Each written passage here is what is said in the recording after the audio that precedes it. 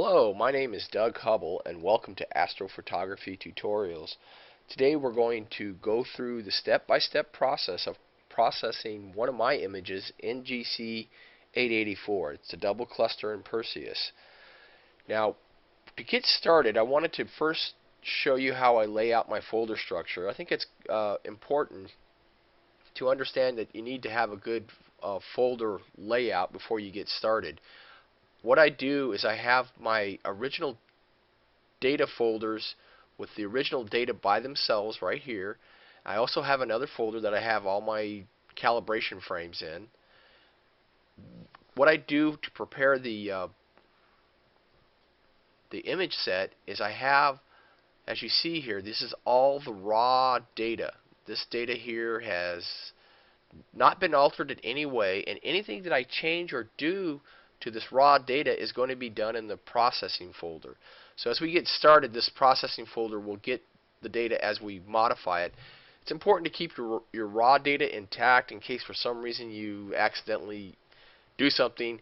Well, if you destroy your original data, then you can't go back. It's not much fun. One of the things I like to do when I get started is I like to make sure that I'm bringing in good data. I don't want to bring in any data that is bad by it has star trails or maybe some kind of interference in the data. So first, before you even begin processing your data, go through the stacks, and as you go through the stacks, kind of like thumb through each one of the images, and you can kind of zoom in and out, look at the data.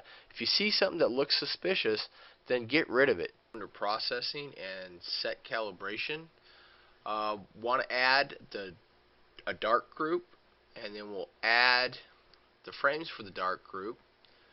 Right here is the darks that I have. Again, what you do with your calibration frames is you also want to preview those and make sure there isn't anything that's abnormal inside of there.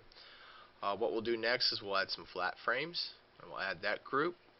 Then we'll add the flat frames.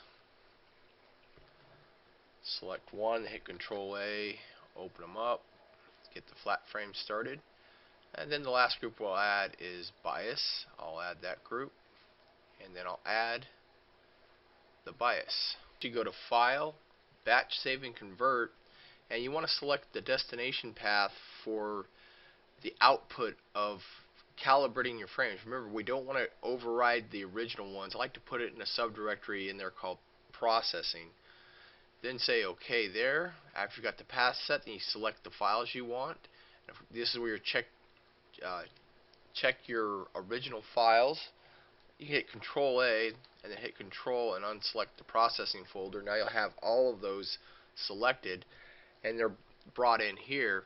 The one thing you want to do is you want to do the perform calibration on here, and then you just click OK. And you have to convert them in color. Now this particular camera is a StarShootPro, which is a color camera, but when you take photos in RAW, it's a monochrome image. So one of the steps in processing your image is you have to convert it to color before you stack it.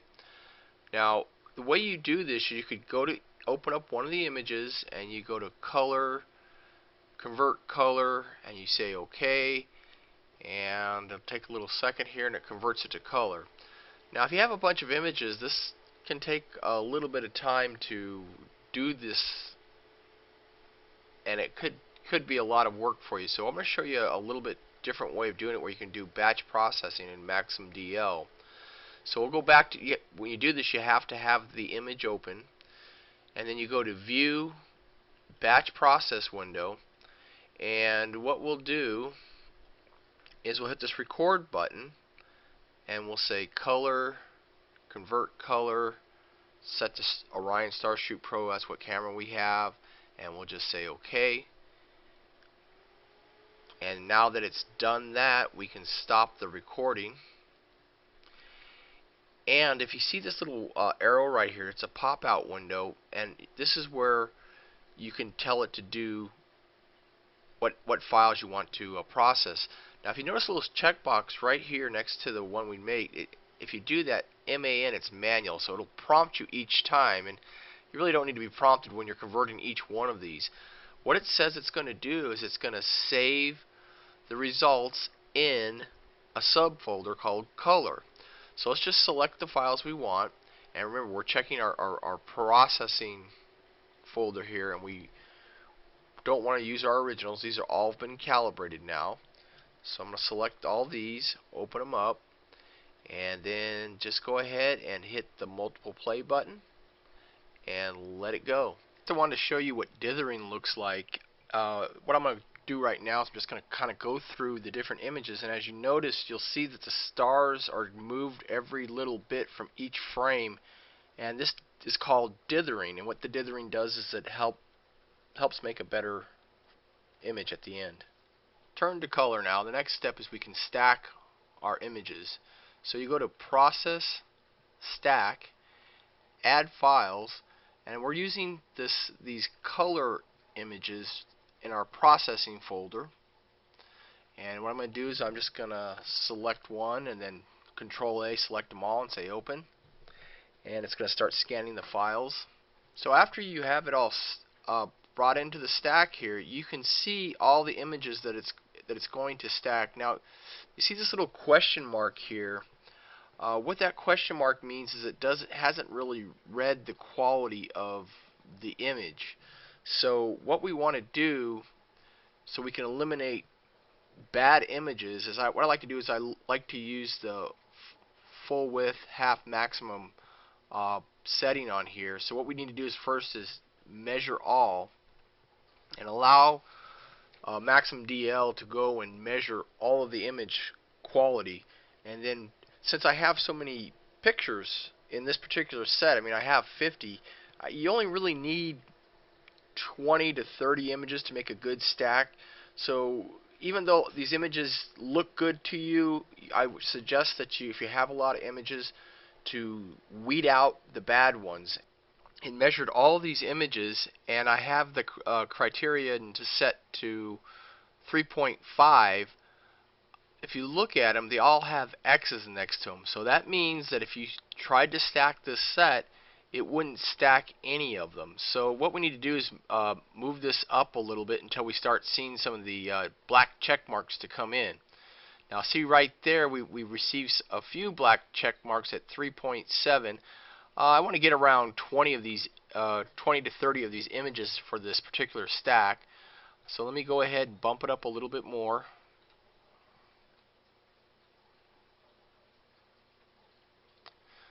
That looks pretty good right there. So the next step, what I would do is then take a look on the alignment. Now the alignment here says auto star matching. That's fine. The color is going to be grayed out right now because these are colored images. When you get to the Combine tab, I like to use Sigma Clip, and then you just hit Go. So after it gets done stacking the images, this is the screen you'll see. What you'll have to do is hit Close, and what you see behind here is the image after it's been stacked. Now, I use MaximDL just for pre-processing. Most of my post-processing I do in Photoshop. So what I like to do inside here, a real easy trick to kind of give you an idea of what you have, is to click on Filter and do Digital Development and do a preview of what this looks like here. That's set with a low pass kernel. If you do low pass kernel more, it gives a little bit different result. But what the digital development will do is it will kind of make everything more of an even tone, and what it will do is won't make one object brighter than another. So this is especially useful for when you do nebula and star combinations together. There's a little preview of what it looks like with a stretch on it there. The colors that I have right now, I really don't like. I mean, you can see a lot of blue. I normally like to take this out and just work in it in Photoshop to bring the colors where I would like them. But if you were happy with this, you could just go ahead, save it as a JPG and be done with it. But what we're going to do here is I'm going to save the file. I'm going to do Save As.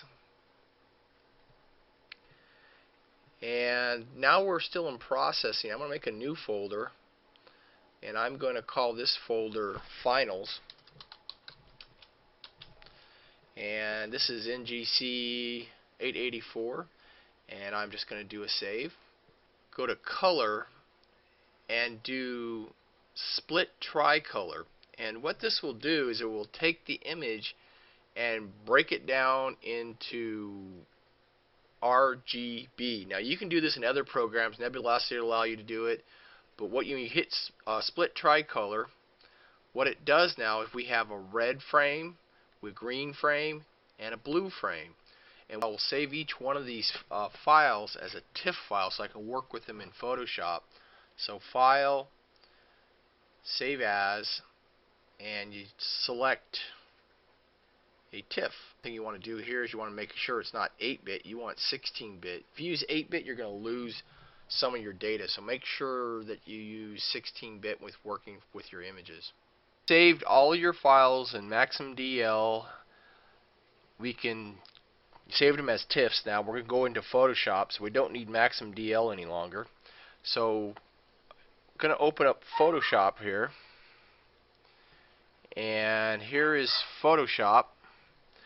This has all the individual frames. We have the red, the blue, the green, and what we're going to do with these now is we're going to combine them to make a color image. I find that when I break it down and then reassemble it, I tend to get better color results. So let me go ahead and select the red, Control A, then Control C, and then I'm going to say File, New. Now by default it's going to want to bring it as a grayscale image, but we're going to make it a RGB color image and make it 16-bit, and the background white, that's fine. Just say OK. So here we have this new image. We have the red in our copy buffer now. So what we're going to go to next is we're going to go to Channels, and you can see in the channels here there's the red channel. So what we're going to do is we're just going to select the red channel. We don't want all the channels, just the red channel. Highlight that, and then I'm going to press Control V and paste it inside there. So now we have the red. Now I like to do it as RGB, so I'll go to the green image next, click on that, hit Control A, select it all, Control C, go back into my color image, go into the green channel, and Control V, paste it. There we go. And then the last one we've got is the B channel here, the blue. Control A, Control C, go back into our image here, and we can just go into the blue channel, select that, then paste it inside of there, and now we have an RGB composite image here, looking the best at this particular moment. What I like to do is I like to take these layers and kind of work through them to kind of make it look the way I want it to look. Now what you can do, I like to leave the original one on the very bottom, so I right click and I say duplicate layer, and we'll just say OK, and now we have a copy of it right here. Now the very first thing I can see in this particular image is that the blue is really very strong. So if we go to the histogram and we look, you can see this blue part of the histogram. It's way out in front of all the other red, green right there. So let's take our levels. The first step we'll do, and we'll do Control L. And if you notice here, it has a channel. Well, you could select the whole thing, or you can select just the individual channel. Well, since we can see that we have a problem with our blue kind of sticking way out there, I'm going to grab the blue channel, and what I'm going to try to do is just move it to line it up with the red and the green channel. You can see right there I moved it to the left, and it moved it the blue to the right, and we want to move the blue to the left, so I'm going to move it to the right, and you can see the blue channel is moving to the left. Move it a little bit more. Still not quite there. Now the blue is starting to line up with the red and the green. And let's see here. We can use the up down arrow key too to kind of dial it in. Okay, that's looking pretty darn close there. So we'll just say OK now. I'm going to get back into the info screen here so we can see more what's going on with this. But as you can see now, this is the layer I'm working on right here, this background layer, and I'm just going to label it so I know what we did to it, levels. And we did blue levels there. So now if you take a look at it before and after, there's a considerable difference in the presentation of the color. It looks much better than what it did before. Here, another little trick is in Photoshop. You can click Edit and go to Preferences, and under the General tab right here, you can see this Zoom with Scroll Wheel. Make sure you have the Zoom with Scroll Wheel checked. What this allows you to do is, if you have a scroll wheel on your mouse, you can zoom in and you can go in and out on your image to get a better view of the entire image. Highly recommend doing that. Also, if you do not have Photoshop, check out this video right here. This is for Photoshop CS2. You can download it there from Adobe. Check it out, and then you can get your own Photoshop there. I'm going to give it a little bit of a color boost here.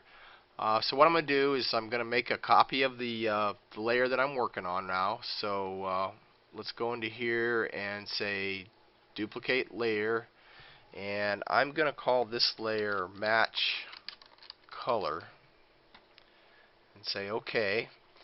And what I'm going to do with this is I'm going to go to Image, Adjustments, Match Color.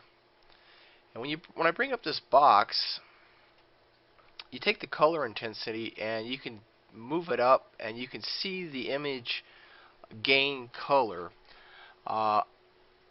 This is all a personal preference. Some people don't like intense colors on their images. My personal settings is I like vibrant colors, so I always make my colors very bright.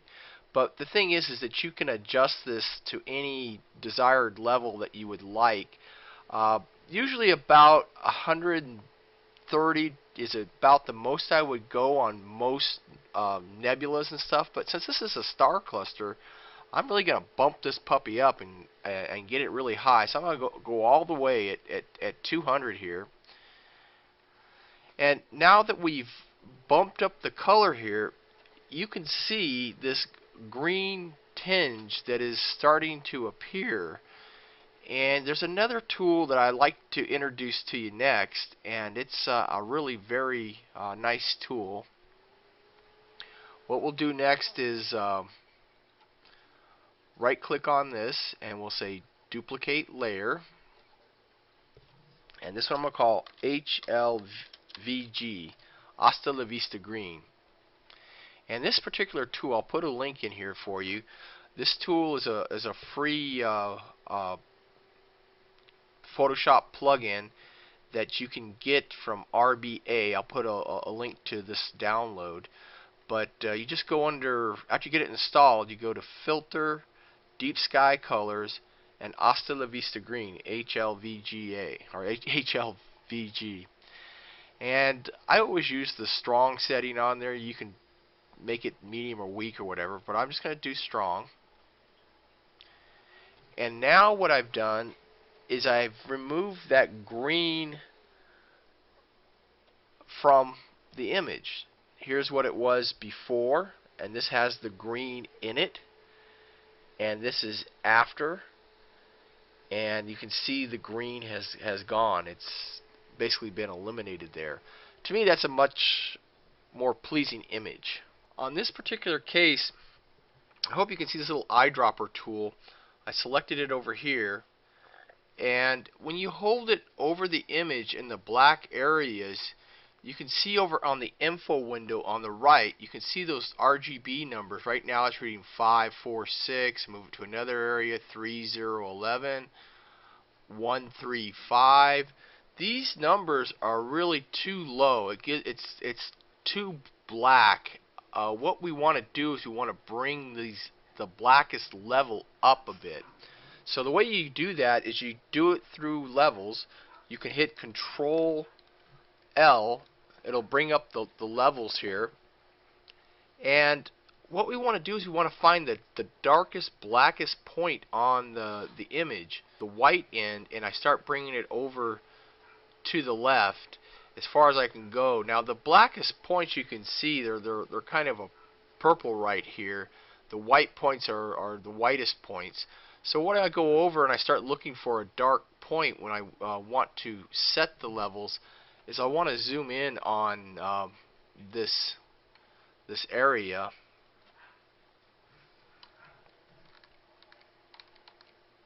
I want to zoom in on this area, and I want to find one of the darkest, blackest points I can. Then I'm going to set that to a predefined level point.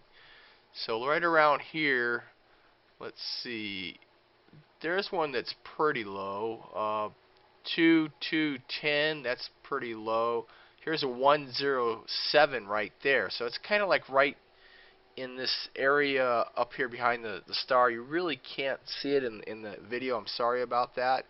But what I'm going to do next is I'm going to hit this black point right here on the eyedropper. So it says sample an image to set black point. So I'm going to click on there, and what I want to show is I'm going to do like a double click. And when you go into the double click, you can set these values to whatever value you would like. Recommended for black, I like between 10 and 20. I think I'm going to try something in the area of about 15 on each one of these points. So the RGB 15, 15, and we'll just say OK. Now when we select the image and we find the blackest point we can find, we're going to make, what it will do is we'll make the darkest point the 15, 15, 15.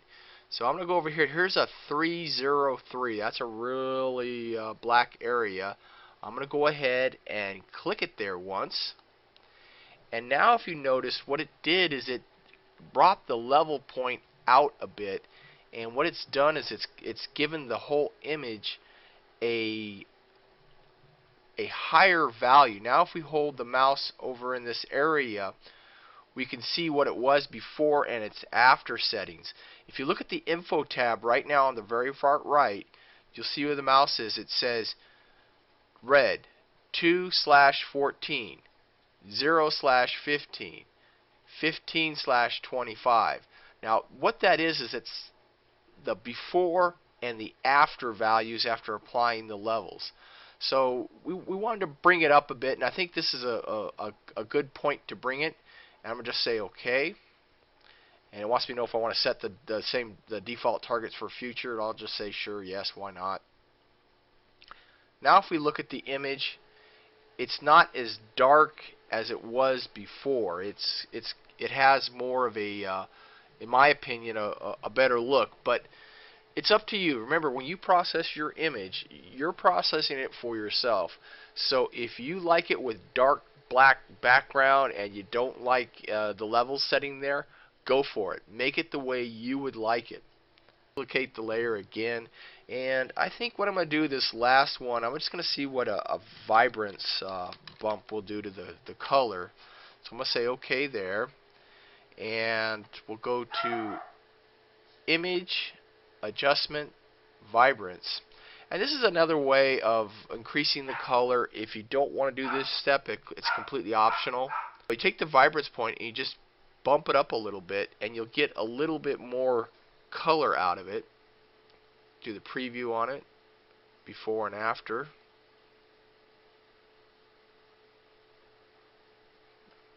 That looks pretty good there. I'll just say OK there. Now, one other step I'd like to try is I'd like to see if I can maybe get rid of some of this noise in the background. What I'm going to do again is I'm going to right click on it, and I'm going to duplicate the layer, and I'm going to do Noise Ninja. Now Noise Ninja, it has its place. Sometimes on nebulas it will destroy some of your image, so Be careful on how you use it. Again, it's your own personal taste there, but where Noise Ninja is, it's under Filter, Picture Code, and then Noise Ninja. Now it'll pull up the window here, and it will show like a little preview window of what it looks like. And I usually just accept whatever the defaults are inside here, and I just say OK. And now if we take a look at this, let's look at this at view it at 100%, view actual pixels. And this is with Noise Ninja, and then turning it off and on. It does, to me, you know, it has a little bit a better appearance to it. So the last step here is just to save it and share it and do what you would like to do with it. You would go to File, Save for Web Devices. And usually what I do when I make the different images is I'll do a maximum in case I decide to do any kind of prints with it. But then also what I would do is like maybe do a resized image for like sharing like maybe on the web, like an 800 pixel size. So I'm just first going to do the maximum. You can see right here there's the choices of quality for JPEG.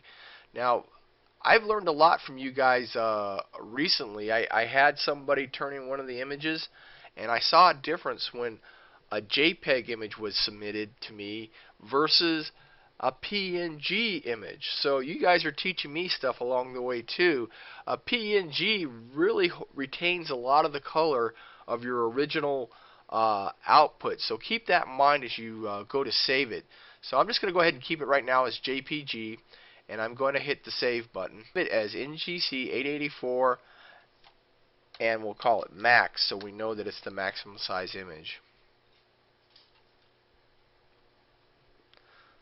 Now if you wanted to take this image and then do some sharing with it, you could go to Image, Image Size, and you could make the width 800. And what I like to do right here, there's an option here that says Best for Reduction. So I'll take the bicubic sharper for Best for Reduction and say OK. And now we have an image that's 800 pixels wide. A lot of the forums that you go to and different places you might want to share it, it's sometimes easier to share a smaller size image. And then you do the exact same thing. You want to go File, Save for Web Devices, and you could say maximum, but you know you're trying to do a lot of places like smaller file size, so you could do like a high, and that would do pretty good. You can see the image size right here. It dropped to 113.4K. And we'll do save, and then what we'll do on this is we'll call it NGC 800. After you resize the image, you can take that last step of resizing it. You click under the History tab here in this image size. You just take it and you drag it into the trash can there, and then you can remove it, and then you'll have your full-size image.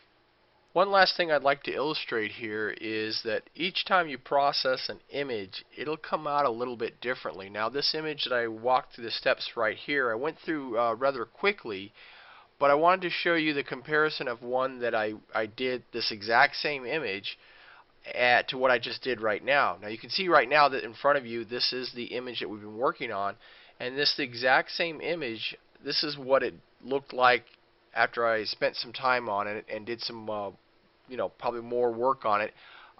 Whenever you work on an image, the best thing, at least I've found, is to try something, look at it, let it rest, come back maybe the next day and take another look at it. And I don't know, that's just one of the steps that I do. I mean, I don't normally knock out an image in 30-40 minutes. It usually takes me a couple of days of going back and forth and making little modifications to suit what I think looks fine to me. Now stick around here. I've got some images that people turned in, and I want to show these to you. There are some really fantastic images here, so make sure you stay tuned for that. One last note here: if this is the first time you're watching, I would like you to subscribe. I publish 2 astrophotography videos on the 1st and 15th of every month. Thanks for watching, and I hope to see you soon.